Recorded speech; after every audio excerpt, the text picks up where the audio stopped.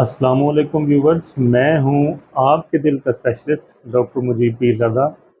आज की हमारी जो वीडियो है वो बेसिकली हमारी जो प्रीवियस वीडियो थी वो उसकी समझें कि एक कंटिन्यूएशन है। जो हमने एंजाइना पे एक वीडियो बनाई थी जिस पे हमने बात की थी,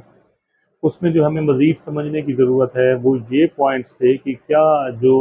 अंजाइना है वो सिर्फ दर्द ही है जिसको अंजाइना कहते हैं, या इसके अलावा और भी कुछ ऐसी अलामात हैं जो कि मिस डायग्नोज होती हैं या जो अंडर एस्टिमेट किया जाता है उनको और इग्नोर किया जाता है, और हमारे जो दिल के मरीज़ होते हैं वो बेचारे वो इररेलेवेंट स्पेशलिटीज़ और इररेलेवेंट जो है ना वो डायग्नोज के साथ जो है ना वो चल रहे होते हैं। तो उसमें बताने का मकसद ये है कि दर्द के अलावा भी जो है ना वो जो है ना अंजाइना इक्विवेलेंट जिसको कहते हैं कि अंजाइना के मुतरादिफ उस तरह की चीज़ें हैं, ये भी अंजाइना की एक टाइप है, मतलब दिल का ही मामला है ये जो इशू चल रहा है। तो इसमें जो बेसिकली हमें समझने वाली बात है वो ये है कि दर्द के अलावा वो तो हमने बात की थी ना कि ये जो है ना आपका नाभ से लेके जो नेक है इसके बीच में जो दर्द हो रहा है, जो आपको तकलीफ हो रही है, वो उसके लिए आपने कंसल्ट करना है। इसके अलावा जनाब आपको यहाँ पे जलन महसूस हो रही है पेशेंट को इस टेरिटरी के अंदर, तो भी ये भी एक अंजाइना कहलाता है। और वो जलन जो कि आपका किसी काम करने से, कोई एक्टिविटी करने से, कोई स्ट्रेस आने से, खाना खाने से बढ़ रही है जलन यहाँ पे, वो भी एक अनजाना की एक टाइप हो सकती है। उसके अलावा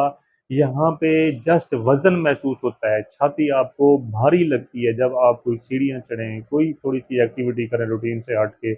इवन आप कपड़े पहन रहे हैं, इवन आप वॉशरूम में हैं और आपको यहाँ पे चेस्ट के ऊपर जो है ना वजन महसूस हो रहा है, ये भी अंजाइना है। इसके अलावा यहाँ पे आपको टाइटनेस महसूस हो रही है, ऐसे लग रहा है जैसे कोई चीज़ खिंच रही है, वो भी एक अंजाइना की टाइप है।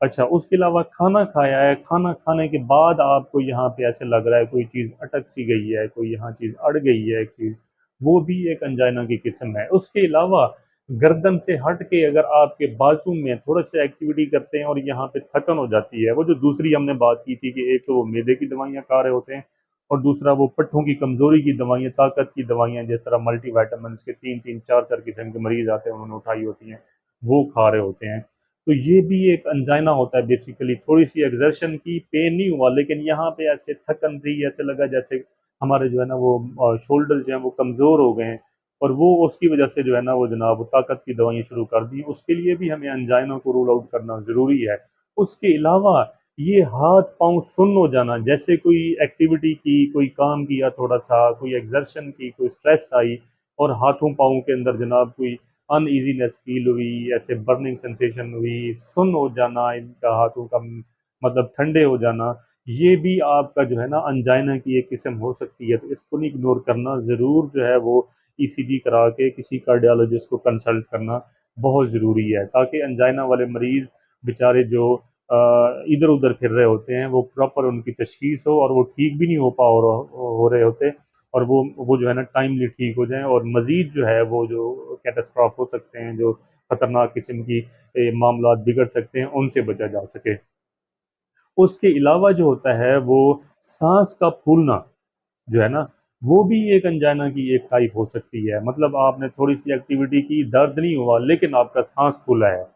ये भी एक अंजाइना की एक टाइप हो सकती है। और वो मतलब उसी तरह उसके साथ आपको ये पट्टों का खिंचाव और ये वाले मामला हो भी सकते हैं और नहीं भी हो सकते।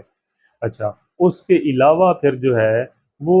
धड़कन का बिगड़ जाना, दिल की धड़कन का थोड़ा सा काम किया और धड़कन बहुत ज़्यादा हो गई, और ये ऐसे गले के अंदर ऐसे कोई अनईजीनेस महसूस हुई, डिस्कम्फर्ट का रहना, ये भी एक अंजाइना की एक टाइप हो सकती है। और इसकी जो एसोसिएशंस हैं वो ज़रूरी नहीं कोई एक्सर्शन के साथ हों,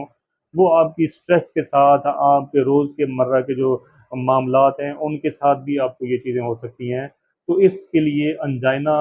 को जो है ना वो टॉप पे रखना चाहिए, क्योंकि जो दिल का मामला होता है वो उसके अंदर कोई टाइम नहीं है। वो जितना जल्दी उसको असेस किया जाए उतना ही उसके ठीक होने के चांसेस अच्छे होते हैं। मतलब आपके पास एक मरीज, आपके पास नंबर लगे हुए हैं जी, एक मरीज आ रहा है, दो नंबर मरीज आ रहा है, तो जो पहले नंबर पे मरीज आ गया और वो दिल का प्योर मरीज है, कोई मसला है उसका, तो वो उसको ज्यादा बेनिफिट होगा निस्बतन जो उसके बाद मरीज आ रहा है। इसीलिए कहते हैं कि दिल के मरीज़ के पास बड़ा कैलकुलेटेड सा टाइम होता है, एक लिमिटेड सा टाइम होता है। उस टाइम में अगर उसने अपनी ट्रीटमेंट करवा ली, मुतल्लिका मसले का पता चल गया, तो वो ठीक हो जाएगा, अपने मामलात उसके सीधे रास्ते पे आ जाएँगे और वो मरीज़ अपना नॉर्मल ज़िंदगी विद मेडिकेशन जो गुज़ार सकता है। फिर जो सबसे बड़ा अलमिया होता है, जब अंजाइना किसी भी किस्म का, जो ये हमने टाइप्स डिस्कस की हैं, जब ये चल रहा होता है, जब मेडिसिन हमने दी और मेडिसिन देने के बाद वो कोई बेहतरी आई,